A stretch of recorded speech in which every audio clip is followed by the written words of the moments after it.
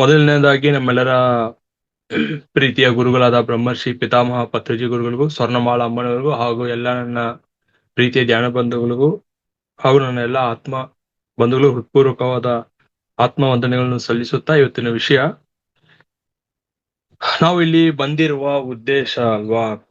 So ಇದು ಪ್ರತಿಯೊಬ್ರು ನಾವು ತಿಳ್ಕೊಳ್ಳಬೇಕಾದ ಒಂದು ವಿಷಯ. ಏನಕ್ಕೆ ಬಂದಿದೀವಿ ಇಲ್ಲಿ, ನಾವ್ ಯಾಕೆ ಜನಿಸ್ತಾ ಇದೀವಿ, ಯಾಕೆ ಮರಣಿಸ್ತಾ ಇದೀವಿ, ಫಸ್ಟ್ ಆಫ್ ಆಲ್ ನಮ್ಮ ಜನನ ಮರಣಕ್ಕೆ ಕಾರಣ ಏನು, ಇವೆಲ್ಲೂ ಎಷ್ಟು ವಿಷಯ ನಾವು ತಿಳ್ಕೊಬೇಕಾಗಿದೆ. ಇಲ್ಲಿ ನಾವು ಏನ ಆಗ್ಬಿಟ್ಟಿದೆ ಅಂದ್ರೆ, ಇಲ್ಲಿ ಜನ್ಮ ತಗೊಳ್ತೀವಿ, ಮತ್ತೆ ಇದೇ ಜನನ ಮರಣ ಈ ಚಕ್ರದಲ್ಲೇ ನಾವು ಏನ್ ಮಾಡ್ತಾ ಇದೀವಿ, ತೊಳ್ಳಾಡ್ತಾ ಇರ್ತೀವಿ. ಯಾಕಂದ್ರೆ ಇದು ನಮ್ಗೆ ಒಂದ್ಸಲ ಜನ್ಮ ತಗೊಂಡಾದ್ಮೇಲೆ ಯಾಕೆ ನಾನು ಪದೇ ಪದೇ ಪದೇ ಪದೇ ಪದೇ ಮತ್ತೆ ಇಲ್ಲೇ ಹುಟ್ತಾ ಇದ್ದೀನಿ, ನನ್ನ ಮೂಲ ಸ್ಥಾನವಾದ ನಾನು ಎಲ್ಲಿಂದ ಬಂದನೋ ಅಲ್ಲಿಗೆ ಯಾಕೆ ಹೋಗಕ್ ಆಗ್ತಾ ಇಲ್ಲ. ಇವಾಗ ಪುರಂದರದಾಸರು ಏನ್ ಹೇಳ್ತಾರೆ, ಅಲ್ಲಿದೆ ನಮ್ಮನೆ, ಇಲ್ಲಿ ಬಂದೆ ಸುಮ್ಮನೆ. ಹೌದು ತಾನೆ? ಬಟ್ ಇದ್ರ ಅರ್ಥ ಗೊತ್ತಿದ್ರೆ ಇದು ನಮ್ಮನೆ ಅಲ್ವಲ್ಲ. ಈ ಭೂಮಿ ಎಂಬುದು ವಿಶ್ವವಿದ್ಯಾಲಯ, ಇದು ಪಾಠಶಾಲೆ. ನಾವೆಲ್ಲ ಒಂದು ಟೂರಿಸ್ಟ್ ತರ ಬಂದಿದೀವಿ ಅಷ್ಟೇನೆ. ಹೇಗೆ ಒಂದು ಟೂರ್ಗೆ ಹೋಗ್ತೀವಿ, ಸ್ವಲ್ಪ ದಿನ ಅಲ್ಲಿ ಸುತ್ತಾಡ್ಕೊಂಡು ಸ್ವಲ್ಪ ಅಲ್ಲಿ ಕಾಲ ಕಳೆದು ಪ್ರಶಾಂತವಾಗಿ ಹೇಗೆ ನಮ್ಮ ಮನೆಗೆ ಬಂದ ಹಿಂತಿರುಗಿಸ್ತೀವಿ ತಾನೆ. ನಾವು ಟೂರಿಸ್ಟ್ ಪ್ಲೇಸ್ಗೆ ಹೋಗಿದ್ವಿ, ಎಷ್ಟು ಸುಂದರವಾಗಿದೆ ನಮ್ಮನೆ, ನಮ್ಮೂರ್ಗಿಂತ ತುಂಬಾ ಚೆನ್ನಾಗಿದೆ ಅಂತ ಅಲ್ಲೇ ನಾವು ಊಟ ಹೊಡ್ಕೊಂಡಿರ್ತೀವ? ಇಲ್ಲ ತಾನೆ. ಬಟ್ ಇಲ್ಲಿ ನಾವು ಊಟ ಹೊಡ್ಕೊಂಡೇ ಇದೀವಲ್ಲ, ಜನ್ಮ ಜನ್ಮಾಂತರಿಂದ ಹೋಗಕ್ಕೆ ಮನ್ಸಿಲ್ವಲ್ಲ. ಯಾಕಪ್ಪ ಅಂದ್ರೆ ನಾವು ಇಲ್ಲಿ ಅಂಟ್ಕೊಂಡ್ಬಿಟ್ಟಿದೀವಿ, ಎಲ್ಲದ್ರ ಮೇಲೂ ಬಂಧಿತರಾಗಿದ್ದೀವಿ. ವಸ್ತುವಿನ ಮೇಲೆ, ವ್ಯಕ್ತಿಯ ಮೇಲೆ, ಎಲ್ಲದರ ಮೇಲೆ ನಾವು ಬಂಧಿತರಾಗಿದ್ದೀವಿ. ಇದೇ ನಮ್ಗೆ ಇಲ್ಲಿ ಮತ್ತೆ ಹುಟ್ಟದ ಹಾಗೆ ಅಡ್ಡಿ ಮಾಡ್ತಾ ಇರೋದು. ಏನಪ್ಪಾ ಅಂದ್ರೆ, ನಾವು ಬೆಳೆಸ್ಕೊಂಡಂತಹ ಬಂಧನ, ಅಭಿಮಾನ. ಸೊ ಯಾಕಂದ್ರೆ ನಮ್ಗೆ ಯಾವುದು ಬಂದು ನಾವು ಕಲ್ಕೊಳ್ಳಕ್ಕೆ ಸಿದ್ಧವಾಗಿಲ್ಲ, ಅದನ್ನ ತೊರೆಯೋದಕ್ಕೆ ಸಿದ್ಧವಾಗಿಲ್ಲ. ನಾನು ನನ್ನದು ಹೆಸರು ಮಾಡ್ಕೋಬೇಕು, ಎಲ್ಲ ನನ್ನ ಹೆಸರಲ್ಲಿ ಬರ್ದಿಟ್ಕೋಬೇಕು, ನನ್ನದಾಗಿಸ್ಕೋಬೇಕು ಎಂಬ ಅಜ್ಞಾನವೇ ನನ್ನ ಈ ಜನ್ಮಗಳಿಗೆ ಕಾರಣ. ಸೊ ಅದಕ್ಕೆ ನಾವು ಇಲ್ಲಿ ದುಃಖ ಪಡ್ತಾ ಇದೀವಿ. ಯಾಕೆ ನಮ್ಗೆ ದುಃಖ ಆಗ್ತಾ ಇದೆ? ಎಷ್ಟು ಧ್ಯಾನ ಮಾಡಿದ್ರು, ಎಷ್ಟು ನಾನು ಭಗವಂತನ ಚಿಂತನೆಯಲ್ಲಿ ಇದ್ರು, ಯಾಕೆ ನನ್ಗೆ ದುಃಖ, ಬಾಧೆ, ನೋವು, ನಲಿವು, ಯಾಕೆ ನಾನು ಇದನ್ನ ಹೊರತಾಗಿಲ್ಲ, ಹೊರಗ್ ಬರ್ತಾ ಇಲ್ಲ ಅಂದ್ರೆ, ಈ ಮನಸ್ಸು ಒಂದ್ಸಲ ಆಸೆ ಪಟ್ಟದ್ದು ಅನ್ಕೊಂಡಿರೋದ್ರೆ ಅವಾಗ ಸಮಾಧಾನವಾಗಿರುತ್ತೆ. ನಾನು ಅನ್ಕೊಂಡಿದ್ದು ನಿರ್ವೇರಿಲ್ಲ ಅಂದ್ರೆ ದುಃಖಕ್ಕೊಳಗಾಗಿತ್ತೆ. ಅಯ್ಯೋ ಹಿಂಗ್ ನಡಿಬಾರ್ದಾಗಿತ್ತು, ಹಿಂಗ ಆಗ್ಬಿಡ್ತಲ್ಲ, ಅನ್ಕೊಂಡಂಗ್ ನಡೆದಿಲ್ವಲ್ಲ, ಬೇರೆ ತರ ಆಯ್ತಲ್ಲ ಅಂದ್ರೆ ವಿಲ ಅಂತ ಒದ್ದಾಡ್ತಾ ಇರುತ್ತೆ ಮನಸ್ಸು. ಸೊ ಅದಕ್ಕೆ, ಯಾಕಂದ್ರೆ ಈ ಮನಸ್ಸು ಎಂಬುದು ಕೋತಿ ಮನಸ್ಸಲ್ವಾ. ಇದು ಹೇಗೆ ಒಂದು ರೆಂಬೆಯಿಂದ ಇನ್ನೊಂದು ಕೊಂಬೆಗೆ ಏನ್ ಮಾಡ್ತಾ ಇರುತ್ತೆ, ಅಲ್ಲಿ ಇಲ್ಲಿ ಜಂಪ್ ಮಾಡ್ತಾ ಇರುತ್ತೆ ತಾನೆ. ಅದೇ ತರನೇ ಈ ಮನಸ್ಸು ಕೂಡ ಇವಾಗ ಒಂದ್ ನಿರ್ಣಯ ತಗೊಳುತ್ತೆ, ಇನ್ನ ಸ್ವಲ್ಪ ಹೊತ್ತಾದ್ಮೇಲೆ ಇನ್ನೊಂದ್ ನಿರ್ಣಯ. ಇದು ಗೊಂದಲ ಇದೆ, ಯಾವತ್ತು ಬಂದು ಇದು ಎಡವಟ್ಟು ಮನಸ್ಸು. ಸೊ ನಾವೇನ್ ಮಾಡ್ತಾ ಇದೀವಿ, ಬಾಹ್ಯ ಮುಖವಾಗಿನೇ ಹೋಗ್ತಾ ಇದೀವಿ. ಈ ಸಮಾಜದಲ್ಲಿ ನೋಡಿ, ನಮ್ಗೆ ಯಾರು ಬಂದು ಚಿಕ್ಕ ವಯಸ್ಸಿಂದ ಬಂದು ಯಾರು ಬಂದು ನಮ್ಗೆ ಸತ್ಯ ತಿಳಿಸ್ಕೊಟ್ಟಿಲ್ಲ. ಯಾವ ಪಾಠಶಾಲೆಯಲ್ಲಾಗ್ಲಿ, ವಿಶ್ವವಿದ್ಯಾಲಯದಲ್ಲಿ ಬಂದು ಯಾರಾದ್ರೂ ಒಬ್ರು ನಮ್ಗೆ ನೀನ್ ಯಾರು ಅಂತ ತಿಳ್ಕೊ, ನಿನ್ನ ಈ ಭೂಮಿಗೆ ಯಾಕೆ ಬಂದಿದ್ಯಾ ಅದು ತಿಳ್ಕೊ ಅಂತ ಯಾರು ಒಬ್ರು ಹೇಳ್ಕೊಟ್ಟಿದಾರ? ಇದುವರೆಗೆ ಯಾರು ಹೇಳ್ಕೊಟ್ಟಿಲ್ಲ. ಏನಂತ ಹೇಳ್ಕೊಟ್ಟಿದ್ದಾರೆ? ನೀನ್ ಉದ್ದೇಶ, ಗುರಿ ಏನಾಗಿರ್ಬೇಕು, ನೀನು ದೊಡ್ಡವನಾದ್ಮೇಲೆ ಒಂದು ಗಣ್ಯ ವ್ಯಕ್ತಿ ಆಗ್ಬೇಕು, ಸಮಾಜದಲ್ಲಿ ಹೆಸರು ಮಾಡಬೇಕು, ಕೀರ್ತಿ ಹೊಂದಬೇಕು, ನೀನ್ ಒಂದು ಯಶಸ್ವಿಯಾಗಿರ್ಬೇಕು, ನಿನ್ನ ಜೀವನ ಬಂದು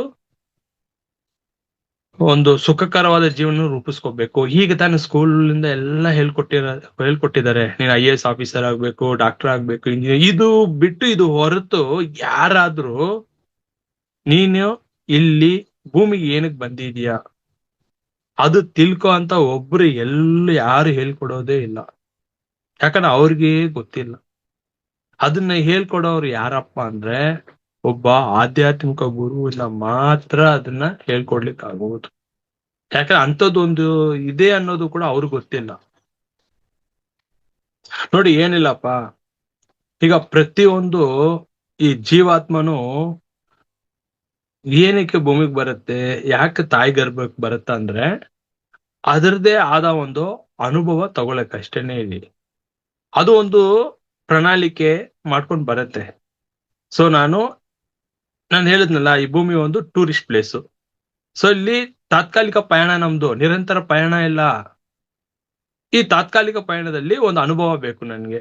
ಓಕೆ, ಒಂದು ಶ್ರೀಮಂತನಾಗಿದ್ರೆ ಹೆಂಗಿರ್ತೀನಿ, ಬಡವನಾಗಿದ್ರೆ ಹೆಂಗಿರ್ತೀನಿ, ನಾನು ಕಳ್ಳನಾಗಿದ್ರೆ ಹೆಂಗಿರ್ತೀನಿ, ಒಳ್ಳೆಯವನಾಗಿದ್ರೆ ಹೆಂಗಿರ್ತೀನಿ.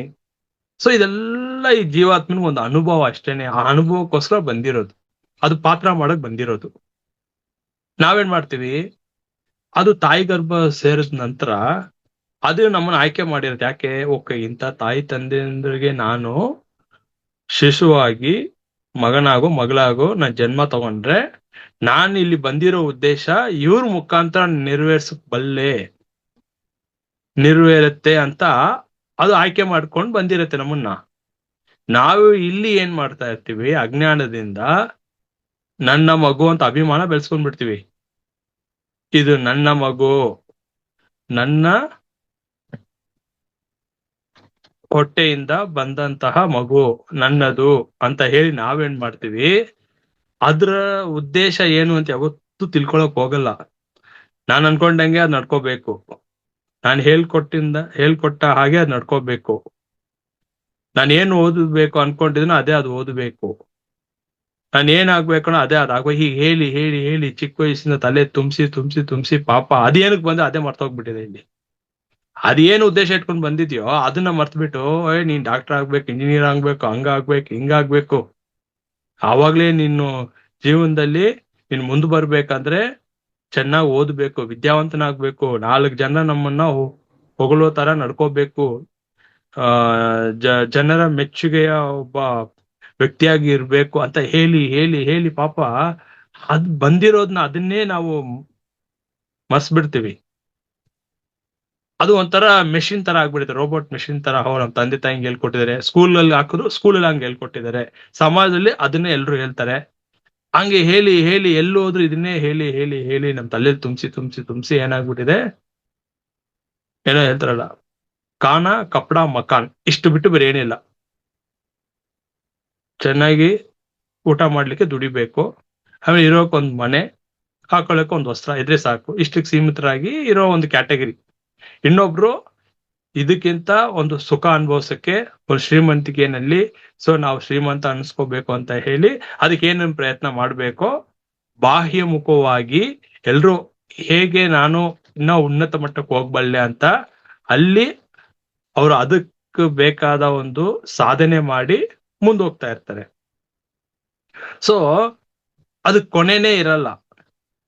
ಇವಾಗ ನಾನು ಒಂದು ನೋಡಪ್ಪ, ಈಗ ನನಗೂ ಏನಿಲ್ಲ, ಒಂದ್ 10 ಕೋಟಿ ಬಂದ್ರೆ ಸಾಕು ಅಂತ ಅದಕ್ಕೆ ನಾನು ಪ್ರಯತ್ನ ಮಾಡ್ತಾ ಇರ್ತೀನಿ ಅನ್ಕೊಂಡೆ. ಒಂದು ಕೆಲವು ವರ್ಷಗಳೇನು 10 ಕೋಟಿ ಮಾಡ್ದೆ. ಅಲ್ಲಿಗೆ ನಾನು ನನ್ನ ಆಸೆ ನೆರವೇರ್ತು ಅಂತ ಅಲ್ಲಿಗೆ ನಿಲ್ಸಿದ್ರೆ ಪರವಾಗಿಲ್ಲ. ಈ ಮನ್ಸು ಏನ್ ಮಾಡತ್ತೆ, ಓ ನೀನ್ 10 ಕೋಟಿ ಮಾಡಷ್ಟು ನಿನ್ನಲ್ಲಿ ಕೆಪಾಸಿಟಿ ಇದೆ ಅಂದ್ರೆ ನೀನ್ ಯಾಕೆ 100 ಕೋಟಿ ಮಾಡಬಾರ್ದು? ನಿನ್ನಲ್ಲಿ ಇದೆ ಅಲ್ಲ 10 ಕೋಟಿ ಮಾಡೋ ಈ ಮನಸ್ಸು, ಯಾಕೆ 100 ಕೋಟಿ ಮಾಡಬಾರ್ದು ಅಂತ ಹೇಳಿದ್ರೆ ಆ ಒಂದು ದುರಾಸೆಯಿಂದ ಇನ್ನ ಅದ್ ಮಾಡ್ಬೇಕು ಇದ್ ಮಾಡ್ಬೇಕು ಅಂತ ಆ ಆಯಾಸಕ್ಕೆ ಹೋಗ್ಬಿಡುತ್ತೆ. ರೆಸ್ಟೇ ಇಲ್ದಂಗೆ ಮನಸ್ಸು ಓಡ್ತಾ ಇರುತ್ತೆ ಬಾಹ್ಯಮುಖವಾಗಿ. ಸೊ ಎಲ್ಲಿವರೆಗೂ ಅದಕ್ಕೆ ಆಸೆಗೆ ಕೊನೆನೇ ಇಲ್ವೋ, ಎಲ್ಲವನ್ನು ನಾನು ಗಳಿಸ್ಬೇಕು, ನನ್ನದಾಗಿಸ್ಬೇಕು ಅಂತ ಹೋಗ್ತಾ ಇರುತ್ತೋ, ಮತ್ತೆ ಎಲ್ಲಿಂದ ಆಧ್ಯಾತ್ಮಿಕ, ಎಲ್ಲಿಂದ ನಾನು ಬಂದಿರೋ ಉದ್ದೇಶ, ಎಲ್ಲಿಂದ ನನಗೆ ಇದೇ ಜನ್ಮ ಕೊನೆ ಜನ್ಮ ಮಾಡ್ಕೋಬೇಕು, ಸೊ ಇದು ಯಾವ್ದು ಬಂದು ಕೂಡ ಅದು ಗಮನಕ್ಕೆ ಬರುವುದೇ ಇಲ್ಲ ಮಾಸ್ಟರ್ಸ್. ಯಾಕಂದ್ರೆ ಅಲ್ಲಿವರೆಗೂ ಏನಾಗತ್ತೆ, ಒಂದು ದಿನ ಬಂದು ನಮ್ ಎಕ್ಸ್ಪೈರಿ ಡೇಟ್ ಕಾಲಾವಧಿ ಆಗ್ಬಿಡುತ್ತೆ, ಉಸಿರು ನಿಂತೋಗ್ಬಿಡುತ್ತೆ, ಮತ್ತೆ ಇದೇ ಕಂಟಿನ್ಯೂ ಆಗ್ತದೆ. ಯಾಕಂದ್ರೆ ನೆರವೇರಿದ ಆಸೆಯಿಂದ ಮತ್ತೆ ಜನ್ಮ ತಗೊಳ್ತಾನೆ ಇರ್ತೀವಿ. ಯಾಕಂದ್ರೆ ಅವನು ನಾನು ಬರೀ 10 ಕೋಟಿ ಮಾಡಿದೀನಿ, 100 ಕೋಟಿ ಮಾಡೋಷ್ಟ್ರ ಒಳಗಡೆ ನನ್ ಜೀವ ನಿಂತೋಯ್ತು. ಮತ್ತೆ ಅದನ್ನ ನೆರವೇರ್ಸಕ್ಕೆ ಇದೇ ಆಗ್ತದೆ. ಯಾವ್ದಾದ್ರು ಒಂದು ಸಣ್ಣ ಆಸೆ, ಚಿಕ್ಕ ಆಸೆ ಇದ್ರೂ ಸಾಕು, ಅದೇ ನಮ್ಮ ಜನ್ಮಕ್ಕೆ ಕಾರಣ. ಇದನ್ನೇ ಎಲ್ರು ಎಲ್ಲ ಮಹಾತ್ಮರು, ಎಲ್ಲ ಜ್ಞಾನಿಗಳು, ಯೋಗಿಗಳು ಹೇಳಿದ್ರು ಅದೇನೆ. ಅದಕ್ಕೆ ನಮ್ಗೆ ಸಂತೃಪ್ತಿ ಇರ್ಬೇಕು. ಎಲ್ಲಿವರೆಗೂ ನನ್ನಲ್ಲಿ ಆ ಸಂತೃಪ್ತಿ ಬರಲ್ವೋ, ಅದೇ ಆ ಅತೃಪ್ತಿನೇ ನನ್ನ ಈ ಮುಂದಿನ ಜನ್ಮಕ್ಕೆ ಕಾರಣ. ನೋಡಿ, ಅದಕ್ಕೆ ಹೇಳೋದು, ಈ ಪ್ರಶಾಂತ ಹೊಂದಿದ ಮನಸ್ಸೇ ನಮ್ಮ ಒಂದು ಈ ಜನ್ಮದ ಒಂದು ಉದ್ದೇಶವನ್ನು ನೆರವೇರಿಸಕ್ಕೆ ಇದೇ ಕಾರಣವಾಗಿರುತ್ತೆ. ನಾನು ಯಾಕೆ ಬಂದಿದ್ದೀನಿ, ಆ ಉದ್ದೇಶ ನೆರವೇರ್ಬೇಕಂದ್ರೆ, ಅದು ಸಂಪೂರ್ಣ ಆಗ್ಬೇಕಂದ್ರೆ ಈ ಮನಸ್ಸು ಏನಾಗ್ಬೇಕು, ಈ ಮನಸ್ಸು ಬಂದು ಪ್ರಶಾಂತವಾಗ್ಬೇಕು. ಈ ನೋಡಿ, ಅದಕ್ಕೆ ವಿವೇಕಾನಂದರು ಕೂಡ ಏನ್ ಹೇಳ್ತಾರೆ ಅಂದ್ರೆ, sound mind is the sound body. ನಮ್ಮ ಮನಸ್ಸು ಎಷ್ಟು ಸಮಾಧಾನವಾಗಿ ಪ್ರಶಾಂತವಾಗಿ, ಅಲೆ ಇಲ್ಲದ ಒಂದು ಕೆರೆ, ನೀವು ನೋಡಿ, ಒಂದು ಕೆರೆ ಇದಪ್ಪ, ಅಲೆನೇ ಇಲ್ದೇ ಇರೋ ಕೆರೆ ಎಷ್ಟು ಪ್ರಶಾಂತವಾಗಿರತ್ತಾ, ಆ ತರ ನಮ್ಮ ಮನಸ್ಸು ಇದ್ದಾಗ ಏನಾಗತ್ತೆ, ನಾವ್ ಏನ್ ಬೇಕೋ ಅದು ಆಧ್ಯಾತ್ಮಿಕದಲ್ಲಿ ಸಾಧಿಸಬಹುದು, ಸರಿಯಾದ ನಿರ್ಣಯ ತಗೋಬಹುದು. ಇಲ್ಲಾಂದ್ರೆ ಏನಾಗತ್ತೆ, ಇವಾಗ ಒಂದು ಕೆರೆಯಲ್ಲಿ ಒಂದು ಕಲ್ಲು ಹಾಕ್ತಿವಪ್ಪ, ಏನಾಗತ್ತೆ, ಅಲ್ಲಿ ಅಲೆಗಳು ಎಚ್ಚರಿಸ್ಕೊಳ್ಳುತ್ತೆ ತಾನೆ, ಎಷ್ಟು ಕದಲಿಕ್ಕೆ ಆಗ್ತಾ ಇರುತ್ತೆ. ಈ ತರ ನಮ್ಮ ಮನಸ್ಸು ಯಾವಾಗ್ಲೂ ಒಂದು ಸದಾ ಗೊಂದಲದಲ್ಲಿ, ತುಂಬಾ ಒಂದು ಯಾವಾಗ್ಲೂ ಒಂದು ಯಾವ್ದು ಸರಿ ಯಾವ್ದು ಮಾಡ್ಬೇಕು ಅದ್ರೆ ಆ ಒಂದು ಗೊಂದಲದಲ್ಲೇ ಇರುತ್ತೆ, ಚಂಚಲವಾಗಿರುತ್ತೆ ಮನಸ್ಸು. ಅದಕ್ಕೆ ನಿಶ್ಚಲವಾದ ಮನಸ್ಸೇ ನಮ್ಮ ಒಂದು ಆಧ್ಯಾತ್ಮಿಕ ಸಾಧನೆಗೆ ಸಹಾಯ ಮಾಡುವುದು. ಅದೇ ಚಂಚಲವಾದ ಮನಸ್ಸು ಎಂದಿಗೂ ಕೂಡ ನನ್ನ ಈ ಆಧ್ಯಾತ್ಮಿಕ ಬೆಳವಣಿಗೆಗಾಗ್ಲಿ, ನನ್ನ ಆತ್ಮ ಉದ್ಧಾರಕ್ಕೆ ಯಾವತ್ತೂ ಕೂಡ ಅದು ಸಹಕಾರವಾಗಿ ಇರಲ್ಲ, ಸಹಾಯ ಮಾಡಲ್ಲ. ಸೊ ಇದೆಲ್ಲವೂ ಕೂಡ ಯಾಕಪ್ಪ ಈ ಜ್ಞಾನ ಬೇಕು, ಏನಕ್ಕೆ ಧ್ಯಾನ ಬೇಕು, ಇವೆಲ್ಲವೂ ಕೂಡ ಏನಕ್ಕಂದ್ರೆ ಮನಸ್ಸು ಸ್ಥಿರ ಆಗ್ಲಿಕ್ಕೆ, ಮನಸ್ಸು ಲಯ ಆಗ್ಲಿಕ್ಕೆ. ಸೊ ಇಲ್ಲಿ ಎಲ್ಲಿವರೆಗೂ ನಾನು ಅಂತರ್ಮುಖವಾಗಿ ಹೋಗಲ್ವೋ, ಈ ಆಚೆ ಬಾಹ್ಯವಾಗಿ ಹೋಗ್ತಾ ಇರೋ ಮನಸ್ಸು ಅಂತರ್ಮುಖ ಆಗ್ಬೇಕು. ಅಂತರ್ಮುಖ ಆದ್ರೆ ಏನು, ಧ್ಯಾನ, ನಾವು ಒಂದು ಧ್ಯಾನದಲ್ಲೋ ಇಲ್ಲ ಮಂತ್ರ ಜಪದಲ್ಲೋ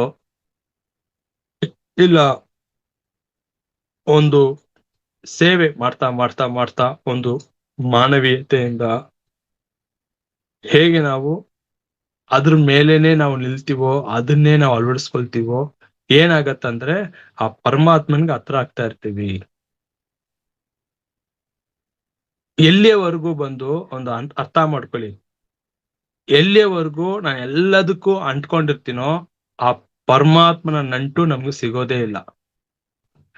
ಪರಮಾತ್ಮದ ನಂಟು ನಮ್ಗೆ ಸಿಗ್ಬೇಕು ಅಂದ್ರೆ ನಾನ್ ಯಾವ್ದಕ್ ಅಂಟ್ಕೋಬಾರ್ದು.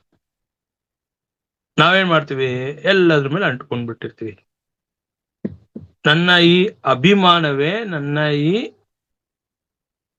ಜನ್ಮಗಳಿಗೆ ಕಾರಣ.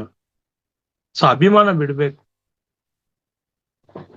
ಏನು, ಇದೆಲ್ಲವೂ ಕೂಡ ಒಂದು ಡ್ರಾಮಾಪ್ಪ, ಒಂದು ಪಾತ್ರ ಅಷ್ಟೇ. ಇಲ್ಲಿ ಬಂದಿದೀನಿ ಟೂರಿಸ್ಟರ್ ಆಗಿ, ಇಲ್ಲಿ ಪಾತ್ರ ಮಾಡ್ಬೇಕು, ಹೋಗ್ತಾ ಇರ್ಬೇಕು, ಅನುಭವಕ್ಕೆ ಬಂದ ಅನುಭವ ತಗೊಂಡು ಹೋಗ್ಬೇಕು. ನನ್ ಮನೆ ಮೂಲ ಯಾವುದು, ಬ್ರಹ್ಮಾಂಡದಿಂದ ಎಲ್ಲಿಂದ ಬಂದನೋ, ನಾನೇನ್ ಇವಾಗ ಹೇಳ್ತಾರಲ್ಲ ಪೂರ್ಣಾತ್ಮ, ಆ ಪೂರ್ಣಾತ್ಮವೇ ನಾನು. ಮತ್ತೆ ನಾನು ಎಲ್ಲಿಂದ ಬಂದನೋ ಅಲ್ಲೇ ಹೋಗಿ ಸೇರ್ಕೋಬೇಕು ಅಷ್ಟೇನೆ. ಇಲ್ಲಿ ಬಂದು ನಾವೇನ್ ಮಾಡ್ತಾ ಇದೀವಿ, ನನ್ನದಾಗಿಸ್ಕೋಬೇಕಂತ ಇಲ್ಲೇ ಇಲ್ಲೇ ಇಲ್ಲೇ ಇಲ್ಲೇ ಇಲ್ಲೇ ನಾವು ಮತ್ತೆ ನನ್ನ ಒಂದು ಆ ಆ ಸೋರ್ಸ್ ಅಂತ ಏನ್ ಹೇಳ್ತೀವಲ್ಲ, ನನ್ನ ಮೂಲಕ್ಕೆ ಹೋಗದೆ ಇಲ್ಲೇ ನಾವು ನಿರಂತರವಾಗಿ ಮತ್ತೆ ಮತ್ತೆ ಜನನ ಮರಣ ಜನನ ಈ ಚಕ್ರದಲ್ಲೇ ತೊಳ್ಳಾಡ್ತಾ ಇರ್ತೀವಿ. ಸೊ ಇದನ್ನ ನಿಲ್ಸ್ಬೇಕು ಅಂದ್ರೆ ಏಕೈಕ ಉಪಾಯ ಏನಪ್ಪಾ ಅಂದ್ರೆ, ಫಸ್ಟ್ ನಾನು ನನ್ನದು ಬಿಡ್ಬೇಕು. ಭಗವದ್ಗೀತೆ ಆಗ್ಲಿ, ಉಪನಿಷತ್ಸ್ ಆಗ್ಲಿ, ವೇದಗಳಾಗ್ಲಿ, ಋಷಿಗಳೆಲ್ಲ ಹೇಳ್ಕೊಟ್ಟಿರೋದು ಏನಪ್ಪಾ ಅಂದ್ರೆ, ಎಲ್ಲಿಯವರೆಗೂ ನಾನು ಹಿಡಿದಿಟ್ಕೊಂಡಿರ್ತೀನೋ ಅಲ್ಲಿಯವರೆಗೂ ಜನ್ಮ ತಪ್ಪಿದ್ದಲ್ಲ, ಮರಣ ತಪ್ಪಿದ್ದಲ್ಲ. ಇದೆರಡು ನನ್ಗೆ ಮತ್ತೆ ಜನನ ಮರಣ ಈ ಒಂದು ಚಕ್ರದಲ್ಲೇ ಇರ್ತೀನಿ. ಅದಕ್ಕೆ ನನ್ನದು ಏನು ಇಲ್ಲಪ್ಪ, ಎಲ್ಲ ಅವನದು. ಆ ಮನೋಭಾವ ಬೆಳೆಸ್ಕೋಬೇಕು. ನನ್ನಿಂದ ಏನಿಲ್ಲ, ನಾನ್ ನಿಮಿತ್ತ ಮಾತ್ರ. ಪ್ರತಿಯೊಂದು ನನ್ನ ನಡೆಸ್ತಾ ಇರೋವನು ಎಲ್ಲ ಅವನೇ. ಇಲ್ಲಿ ಯಾವಾಗ ನಾನು ನನ್ನದು ಅಂತ ತರ್ತೀವಲ್ಲ, ಅದೇನಾಗತ್ತಂದ್ರೆ ಅದು ನನ್ನ ಖಾತೆಗೆ ಜಮಾ ಆಗ್ತಾ ಇರತ್ತೆ. ಒಳ್ಳೇದು ಮಾಡಿದ್ರು ಒಳ್ಳೇದು ಪುಣ್ಯ, ಕೆಟ್ಟದ್ದು ಮಾಡಿದ್ರೆ ಪಾಪ. ಇಷ್ಟೇ ಆಗ್ತಾ ಇರೋದು ನೋಡಿ. ನಾನು ಸೇವೆ ಮಾಡ್ತೀನಿ, ಒಳ್ಳೇದ್ ಮಾಡ್ತೀನಿ, ಒಳ್ಳೆಯವನಾಗಿದ್ದೀನಿ, ಅದರಿಂದ ನನ್ನ ಜನ್ಮ ನಿಲ್ಲಲ್ಲ. ನನ್ನ ಸೇವೆಯಿಂದಲೂ ನಾನು ಒಳ್ಳೇದ್ ಮಾಡ್ತಾ ಇದ್ದೀನಿ, ಧರ್ಮ ಮಾಡ್ತಾ ಇದ್ದೀನಿ, ಇವಕ್ಕೂ ನನ್ನ ಈ ಕೊನೆ ಜನ್ಮ ಮಾಡ್ಕೊಳ್ಳಕ್ಕೋ ಅದಕ್ಕೇನ್ ಸಂಬಂಧ ಇಲ್ಲ. ಎಲ್ಲಿಯವರೆಗೂ ಜ್ಞಾನದಿಂದ ನಾನು ಯಾರು ಅಂತ ತಿಳ್ಕೋಬೇಕು. ಫಸ್ಟ್ ನಾನು ಯಾರು ಪ್ರಶ್ನೆ ಹಾಕೋಬೇಕು. ನನ್ನ ಮೂಲಸ್ಥಾನ ಯಾವ್ದು, ಎಲ್ಲಿಂದ ಬಂದಿದ್ದೀನಿ. ಸೊ ಅದೇ ನಮ್ ತವರೂರಲ್ವಾ, ತವ್ರ ಮನೆ ಅದು. ನಾವೇನ್ ಮಾಡ್ಬಿಟ್ಟಿದೀವಿ, ಇಲ್ಲಿ ಬೇರೆ ತರ ತವ್ರ ಮನೆ ಮಾಡ್ಕೊಂಡು ಇಲ್ಲೇ ನಾವು ಇದ್ಬಿಟ್ಟಿದೀವಿ. ಸೊ ಅದನ್ನ ತಿಳ್ಕೊಂಡಾದ್ಮೇಲೆ ಇಲ್ಲಿ ಇವಾಗ ಆ ಸತ್ಯ ಗೊತ್ತಾದ್ಮೇಲೆ ಮನ್ಸು ಏನಾಗತ್ತೆ ಅಂದ್ರೆ ಹಗುರ ಆಗ್ಬಿಡತ್ತೆ, ಸುಮ್ನಾಗ್ಬಿಡತ್ತೆ. ನೋಡಪ್ಪ, ಅದಕ್ಕೆ ಜ್ಞಾಪಕ ಬಂದ್ಬಿಡತ್ತೆ, ನನ್ನ ಮನೆ ಅದಪ್ಪ, ಇಲ್ಲಿ ತಾತ್ಕಾಲಿಕ ಬಂದಿದ್ದೀನಿ, ಇಲ್ಲಿ ಬಂದ್ಬಿಟ್ಟು ನನ್ನದು ಹಿಡ್ಕೊಂಡು ಎಲ್ರ ಜೊತೆ ನಾನು ಏನ್ ಮಾಡ್ಕೊಂಡಿದೀನಿ, ನನ್ನದಾಗಿಸ್ಕೋಬೇಕಂತ ಎಲ್ರ ಹತ್ರ ಕಿರಿಕ್ ಮಾಡ್ಕೊಂಡು ಜಗಳ ಮಾಡ್ಕೊಂಡು ದುಃಖದಲ್ಲಿ ನಾನು ಅಜ್ಞಾನದಲ್ಲಿ ಇಲ್ಲಿ ತೊಳ್ಳಾಡ್ತಾ ಇದ್ದೀನಿ. ಹಾಗಾಗಿ ನನ್ನ ಒಂದು ಮೂಲ ಏನಂತ ಗೊತ್ತಾದ್ಮೇಲೆ ಇಲ್ಲಿ ಮನಸ್ಸು ತಂತಾನೆಗೆ ಸುಮ್ಮನೆ ಆಗ್ಬಿಡತ್ತೆ. ಅದಕ್ಕೆ ಹೇಳ್ತಾ ಇರೋದು, ಈ ಮನಸ್ಸು ಎಲ್ಲಿಯವರೆಗೂ ನಿರ್ಮಲವಾಗಲ್ವೋ ಅಲ್ಲಿಯವರೆಗೂ ಈ ಮನಸ್ಸು ಯಾವಾಗ್ಲೂ ಬಂದು ಅಲ್ಲಿ ಇಲ್ಲಿ ಅಲೆದಾಡ್ತಾನೆ ಇರುತ್ತೆ ಹೊರಮುಖವಾಗಿ. ಅವ್ರ ಹಂಗಂದ್ರು, ಇವ್ರು ಹಿಂಗಂದ್ರು, ನಾನು ಅರ್ಥ ಮಾಡ್ಕೊಂಡಿಲ್ಲ, ಕಂಪ್ಲೇಂಟ್ಸ್ ಮೇಲೆ ಕಂಪ್ಲೇಂಟ್ಸ್ ಬರ್ತಾನೆ ಇರುತ್ತೆ. ಯಾಕಪ್ಪ ಅಂದ್ರೆ ಮನಸ್ಸಿಗೆ ಸತ್ಯ ಏನಂತ ಗೊತ್ತಿಲ್ಲದೆ ಇರುವುದರಿಂದ. ಈಗ ಏನಿಲ್ಲಪ್ಪ, ಎಕ್ಸಾಂಪಲ್ ತಗೊಳ್ಳಿ, ಈಗಷ್ಟೇ ಸೆಕೆಂಡ್ PUC ರಿಸಲ್ಟ್ಸ್ ಬಂತಲ್ಲ, ನಾವ್ ಎಷ್ಟೆಲ್ಲಾ ಬಂದು ತಲೆ ತುಂಬಿಸ್ತಾ ಇರ್ತೀವಿ ನೋಡಿ. CET ಬಂದೇನಿ, ಇಂಜಿನಿಯರ್ ಆಗ್ಬೇಕು, ಯಾವ ಕಾಲೇಜಲ್ಲಿ ಮಾಡೋಣ, ಡಿಗ್ರಿ ಮಾಡೋದಾ, ಇದು ಅದು, ಬರೀ CET ಎಕ್ಸಾಮ್ ಅದ್ರ ಬಗ್ಗೆನೆ ಮಾತಾಡ್ತಾ ಚರ್ಚೆ ಮಾಡ್ತಾ ಅವ್ರಿಗೆ ಒತ್ತಡ ಕೊಡ್ತಾ ಇದೀವಿ. ನಾವು ಅವ್ರಿಗೆ ಭಯ ಮೂಡಿಸ್ತಾ ಇದೀವಿ ಮಕ್ಕಳಿಗೆ. ಯಾಕಂದ್ರೆ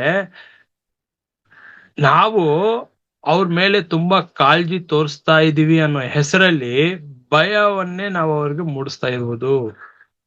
ಅವ್ರಿಗೆ ಏನಾಗ್ಬೇಕಪ್ಪ ಅಂತ ಯಾವತ್ತೂ ಕೂತ್ಕೊಂಡು ಮಾತಾಡ್ತೀವ, ನೀನ್ ಏನಾಗ್ಬೇಕು ಅನ್ಕೊಂಡಿದ್ದೆ, ಏನ್ ಬೇಕಾದ್ರೆ ಹಾಕೊಂಡು ನಿನ್ ಯಾವ್ದು ಇಷ್ಟ ಅದು ಮಾಡು ಅಂತ ಯಾವತ್ತೂ ಹೇಳೋದೇ ಇಲ್ಲ. ಯಾವಾಗ ನೋಡಿದ್ರು ನಾವೇನ್ ಮಾಡ್ತೀವಿ, ನಮ್ಮ ಸಂಬಂಧಿಕರು ಯಾರಾದ್ರೂ ಉದಾಹರಣೆ ಹೇಳಿ, ನೋಡು ಅವಳು ಆ ಕೋರ್ಸ್ ತಗೊಂಡಿದ್ದಾಳೆ, ನೀನು ಅದನ್ನೇ ಮಾಡ್ಬೇಕು. ಯಾಕಂದ್ರೆ ಒಬ್ಬರನ್ನ ಹೋಲಿಕೆ ಮಾಡಿ ಅವಳಿಗಿಂತ ನೀನು ಮುಂದೆ ಇರ್ಬೇಕು ಅಂತ ಹೇಳಿ ಪಾಪ ಅವ್ರಿಗೆ ಅಷ್ಟು ಒತ್ತಡ ಕೊಡ್ತಾ ಇರ್ತೀವಿ. ಎಲ್ಲಿ ನಾವು ಅವ್ರಿಗೆ ಸ್ವತಂತ್ರ ಕೊಡ್ತೀವಿ ಏನಾಗ್ಬೇಕು ಅಂತ? ಅವ್ರು ನೋಡಿ, ಅದನ್ನೇ ಹೇಳ್ತಾ ಇರೋದು, ದಯವಿಟ್ಟು ಅರ್ಥ ಮಾಡ್ಕೊಳ್ಳಿ. ನಮ್ಮ ಮಕ್ಕಳು ನಮ್ಗೋಸ್ಕರ ಬಂದಿಲ್ಲ. ಆಧ್ಯಾತ್ಮಿಕ ಸತ್ಯ ಅರ್ಥ ಮಾಡ್ಕೊಳ್ಳಿ.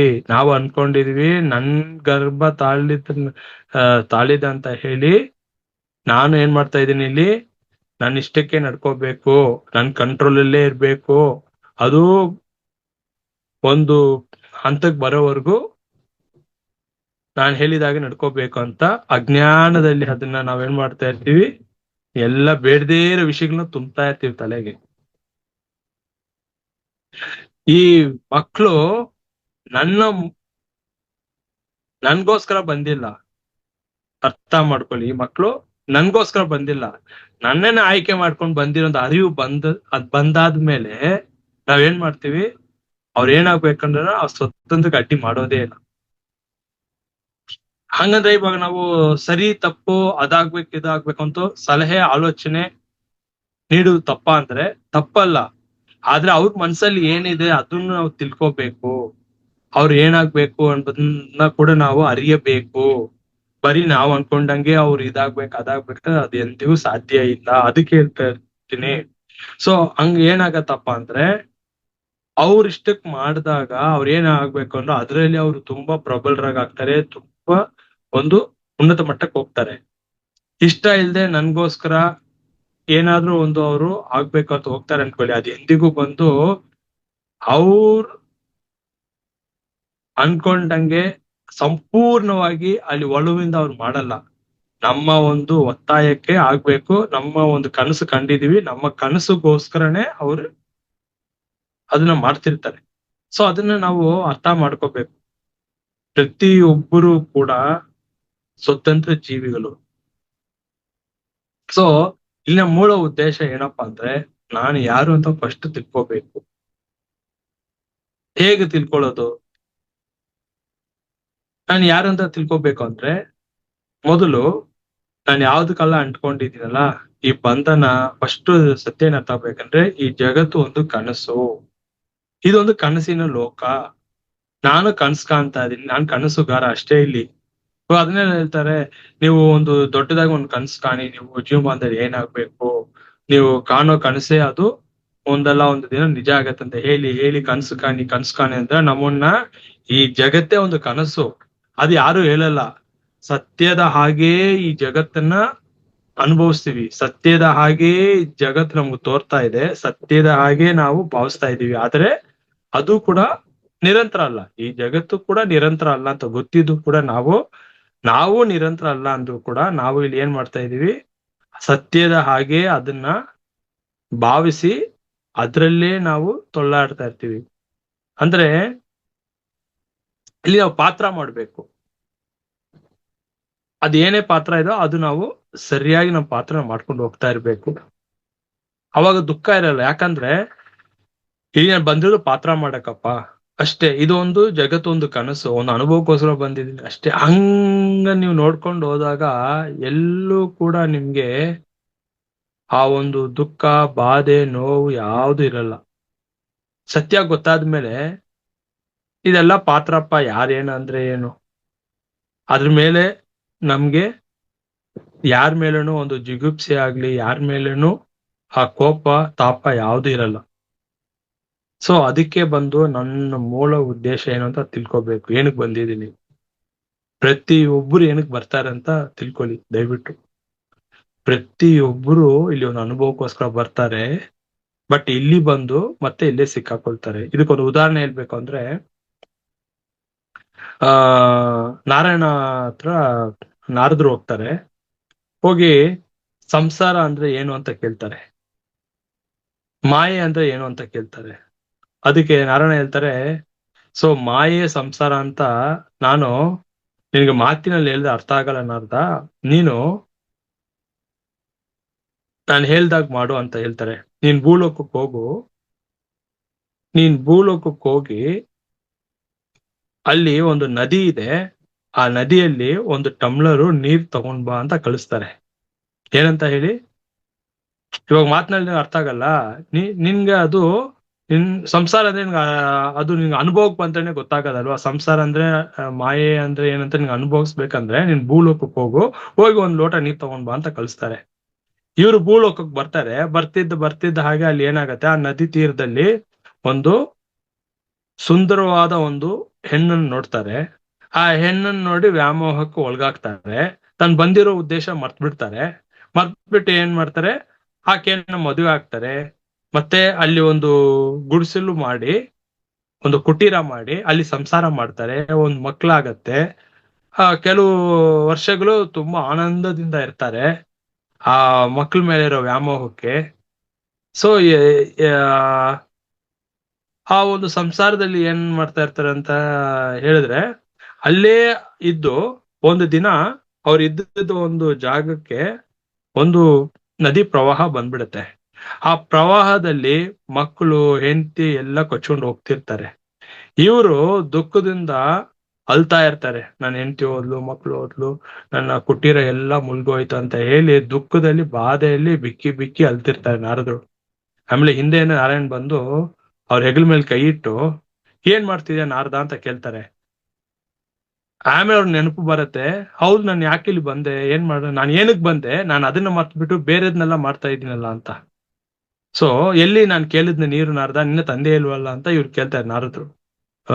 ನಾರಾಯಣರು ನಾರದನ್ನ ಕೇಳ್ತಾರೆ. ಅವಾಗ ನೆನಪಾಗತ್ತ, ಹೌದಲ್ವಾ ನಾರಾಯಣ, ಇದೇಪ್ಪ ಸಂಸಾರ ಅಂದ್ರೆ, ಇದೇಪ್ಪ ಮಾಯೆ ಅಂದ್ರೆ. ಎಲ್ರೂ ತನ್ನ ಮೂಲವನ್ನು ಏನಕ್ ಬಂದಿದೀವಿ ಅಂತ ಉದ್ದೇಶ ಮರ್ತು ಬಿಟ್ಟು ಹೀಗೆ ಸಿಕ್ಕಾಕೊಂಡ್ ಬಿಡ್ತಾರೆ. ಸಂಸಾರ ಮಾಡ್ತಾರೆ, ಮಕ್ಳ ಮೇಲೆ ಅಭಿಮಾನ ಬೆಳೆಸ್ಕೊಳ್ತಾರೆ, ಆಸ್ತಿ ಅಂತೆ, ಅಂತಸ್ತಂತೆ, ಹೆಣ್ಣು ಹೊಣ್ಣು ಮಣ್ಣು ಇದ್ರ ಮೇಲೆ ಮನ್ಸಿಟ್ಕೊಂಡು ಇಲ್ಲೇ ಸಿಕ್ಕಾಕೊಂಡ್ಬಿಟ್ಟು ನಿನ್ ತರನೇ ಹಿಂಗೆ ಸಿಕ್ಕಾಕೊಂಡಿರೋ ಕೋಟಿ ಜನ ಇದ್ದಾರೆ ಅಂತ ಹೇಳಿ ವ್ಯಕ್ತಪಟ್ಟು ಅವಾಗ ಅರ್ಥ ಆಗತ್ತಪ್ಪ ಸಂಸಾರ ಅಂದ್ರೆ ದುಃಖ ಸಾಗರ ಹೀಗಿರುತ್ತಾ ಅಂತ ಹೇಳಿ ಅವ್ರಿಗ ಅರಿವಾಗತ್ತೆ. ನಾವ್ ಯಾವ ತರ ಸಂಸಾರ ಅಂದ್ರೆ, ಇಲ್ಲಿ ವೇದಗಳು ಉಪನಿಷತ್ ಏನ್ ಹೇಳ್ತಾರೆ, ಈ ಸಂಸಾರ ಅಂದ್ರೆ ನಾವಿಲ್ಲಿ ಸಂಸಾರ ಮಾಡ್ತೀವ ಇಲ್ಲ, ಅದಲ್ಲ ಅವ್ರು ಹೇಳ್ತಾ ಇರೋ ಸಂಸಾರ ಅಂದ್ರೆ.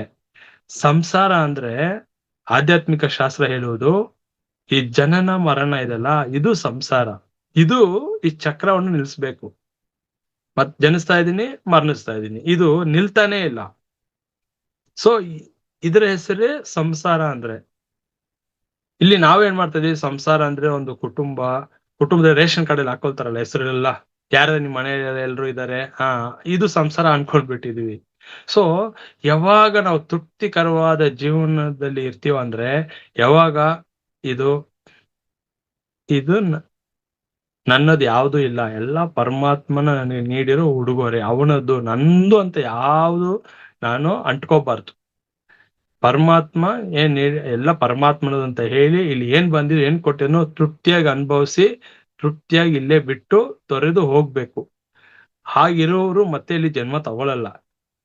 ನಾನ್ ಇವಾಗ ಯಾಕಪ್ಪ ಅಂದ್ರೆ, ಇಲ್ಲಿ ನಾನ್ ಯಾವ್ದು ಸೃಷ್ಟಿ ಮಾಡಿಲ್ಲ, ಪರಮಾತ್ಮನ ಅರಿವಿನಿಂದ ಅವನ ಶಕ್ತಿ ಚೈತನ್ಯದಿಂದನೇ ಪ್ರತಿಯೊಂದು ನಾನು ಇಲ್ಲಿ ಮಾಡಿಟ್ಟಿರುವುದು. ಒಂದು ಆಸ್ತಿ ಆಗಿರ್ಬೋದು, ಒಂದು ಮನೆ ಆಗಿರ್ಬೋದು, ಒಂದು ಬಿಸ್ನೆಸ್, ಫ್ಯಾಕ್ಟ್ರಿ, ಎಲ್ಲವೂ ಕೂಡ ಅವನ ಕೃಪೆಯಿಂದ. ಸೊ ಎಲ್ಲಿಯವರೆಗೂ ನಂದು ನಂದು ನಂದು ಅಯ್ಯೋ ಬಿಟ್ಟು ಹೋಗ್ತಾ ಇದೀನಲ್ಲ ಇಷ್ಟು ಬೇಗ, ನಾನು ಕಟ್ಟಿರೋ ಮನೆ ಅನುಭವಿಸ್ತಾ ಹೋಗ್ತಾ ಇದೀನಲ್ಲ ಅಂತ ಎಲ್ಲಿವರೆಗೂ ನನ್ನ ಮನಸ್ಸು ಇಲ್ಲೇ ಒದ್ದಾಡ್ತಾ ಇರುತ್ತೋ, ಮತ್ತೆ ಅದನ್ನ ಅನುಭವಿಸಕ್ಕೆ ಮತ್ತೆ ಮತ್ತೆ ಮತ್ತೆ ಮತ್ತೆ ಬರ್ತಾ ಇರ್ತೀವಿ. ನಿರ್ವೇರದ ಆಸೆಗೋಸ್ಕರನೇ ಜನ್ಮಕ್ಕೆ ಕಾರಣ. ಅದಕ್ಕೆ ಸಂತೃಪ್ತರಾಗಿರ್ಬೇಕು. ಇದು ಡ್ರಾಮಾ ಅಂತ ನೋಡಿ, ಈ ಜೀವನ ಒಂದು ಡ್ರಾಮಾಪ್ಪ ಅಷ್ಟೇ. ನೋಡಿ, ಈ ಜನ್ಮದಲ್ಲಿ ನನಗೆ ಇವರು ತಂದೆ ತಾಯಿಯಾಗಿ ಬಂದಿದ್ದಾರೆ, ಇವರು ಮಕ್ಕಳಾಗಿ ಬಂದಿದ್ದಾರೆ. ಸ್ವಲ್ಪ ನೀವು ಆಲೋಚನೆ ಮಾಡಿ ನೋಡಿ, ಇದು ಎಷ್ಟನೇ ಜನ್ಮ ಅಂತ ಗೊತ್ತಿಲ್ಲ, ಒಂದು 1000 ಜನ್ಮ ತಗೊಂಡ್ಬಿಟ್ಟಿರ್ತೀನಲ್ಲ, ಹಿಂದಿನ ಜನ್ಮದಲ್ಲಿ ನನ್ನ ತಂದೆ ತಾಯಿ ಯಾರು, ನನ್ನ ಮಕ್ಳು ಯಾರು ನೆನಪಿದ್ಯಾ? ಇಲ್ಲ ನಾನು ಯಾರಿಗೆ ತಂದೆ ತಾಯಿ ಆಗಿದ್ದೆ, ಇಲ್ಲ ಯಾರು ನನ್ನ ತಂದೆ ತಾಯಿ ಆಗಿದ್ರು, ಯಾರು ನನಗೆ ಹೆಂಡತಿ ಆಗಿದ್ರು ಅಂತ ನೀವು ಪ್ರಶ್ನೆ ಒಂದೊಂದು ಜನ್ಮದಲ್ಲೂ ಕೇಳ್ಕೊಂಡು ಹೋದ್ರೆ ಕೊನೆನೇ ಇರಲ್ಲ. ಮತ್ತೆ ಇವಾಗ ಅಕಸ್ಮಾತ್ ಏನಾದ್ರು ನನಗೆ ಹಿಂದಿನ ಜನ್ಮದಲ್ಲಿ ನನ್ನ ಹೆಂಡತಿ ಆಗ್ಲಿ ಇಲ್ಲ ನನ್ನ ಮಕ್ಳಾಗ್ಲಿ ನನಗೆ ಜ್ಞಾಪಕಕ್ಕೆ ಬಂತು ಅಂದ್ರೆ, ಮತ್ತೆ ಇವ್ರನ್ನ ಏನ್ ಮಾಡ್ಬೇಕು, ಈ ಜನ್ಮದಲ್ಲಿ ಇರೋರ್ನ? ಇವಾಗ ಈ ಜನ್ಮದಲ್ಲಿರೋ ಹೆಂಡತಿಗಿಂತ ಹಿಂದಿನ ಜನ್ಮದಲ್ಲಿರೋ ಹೆಂಡತಿನ ತುಂಬಾ ಅಭಿಮಾನದಿಂದ ಪ್ರೀತಿ ಮಾಡಿದ್ದೆ ಅನ್ಕೊಳ್ಳಿ, ಇವಾಗ ಅವ್ರು ನನಗೆ ನೆನಪಾಗ್ಬಿಟ್ರು, ಹಾಗಂದ್ರೆ ಇವಾಗಿರೋ ಹೆಂಡತಿನ ಕೈ ಬಿಡೋದಾ, ತೊರೆದ್ ಬಿಡೋದಾ? ಅರ್ಥ ಮಾಡ್ಕೊಳ್ಳಿ. ಅದಕ್ಕೆ ಭಗವಂತ ನಮ್ಗೆ ಯಾಕೆ ಯಾವ ಜನ್ಮವನ್ನು ಜ್ಞಾಪಕಕ್ಕೆ ಬರಲ್ಲ ಅಂದ್ರೆ, ಅದೆಲ್ಲ ನಮ್ಗೆ ಜ್ಞಾಪಕಕ್ಕೆ ಬಂದ್ರೆ ನಾವು ಇಲ್ಲಿ ಪ್ರಶಾಂತವಾಗಿ ನೆಮ್ಮದಿಯಾಗಿ ಜೀವನ ಮಾಡಲ್ಲ. ಅದಕ್ಕೆ ನಮ್ಗೆ ಹಿಂದಿನ ಜನ್ಮದ ಯಾವ್ದು ಬೇಡ, ನಿನಗೆ ನೆನ್ಸ್ಕೊಳ್ಳೋ. ಈಗ ಏನ್ ಬಂದಿದ್ಯಾ, ಈಗ ವರ್ತಮಾನದಲ್ಲಿ ಈ ಜನ್ಮದಲ್ಲಿ ನಿನ್ ಗುರಿ ಏನಿದೆ ಅದು ಸಾಧಿಸ್ಕೊಂಡು ಹೋಗು ಅಷ್ಟೇ. ನೀನ್ ಕರ್ತವ್ಯಗಳು ಮಾಡು, ಸ್ವಧರ್ಮ ಮಾಡು, ಧರ್ಮ ಮಾಡು, ಅದ್ರ ಜೊತೆಗೆ ನೀನ್ ಯಾರು ಅಂತ ತಿಳ್ಕೊಂಡು ಆಧ್ಯಾತ್ಮಿಕದಲ್ಲಿ ಮುಂದೋಗು. ನೀನ್ ಬಂದಿರೋ ಉದ್ದೇಶ ತಿಳ್ಕೊ, ನಾನು ಏನಕ್ಕೆ ಇಲ್ಲಿ ಬಂದಿದ್ದೀನಿ, ಪರ್ಪಸ್ ಆಫ್ ಲೈಫ್, ನನ್ನ ಜೀವನದ ಗುರಿ ಏನು. ಬರೀ ಜೀವನದ ಗುರಿ ಅಂದ್ರೆ ಬರೀ ಪ್ರಾಪಂಚಿಕವಾಗಿ ಅಲ್ಲ, ಆಧ್ಯಾತ್ಮಿಕದಲ್ಲಿ ನನ್ನ ಮೂಲವನ್ನು ತಿಳ್ಕೋಬೇಕು. ನಾನು ಯಾರು, ಏನಕ್ ಬಂದಿದ್ದೀನಿ ಅಂದ್ರೆ, ಪ್ರತಿಯೊಬ್ಬರು ಇಲ್ಲಿ ಬಂದಿರೋದು ಈ ಜನನವನ್ನು ನಿಲ್ಸ್ಲಿಕ್ಕೆ. ಮತ್ತೆ ನನ್ ಜನ್ಮ ತಗೋಬಾರದು, ಮೋಕ್ಷಕ್ಕೆ ಹೋಗ್ಬೇಕು, ಅದು ಒಂದೇ ಪ್ರತಿಯೊಬ್ಬರದು ಗುರಿ.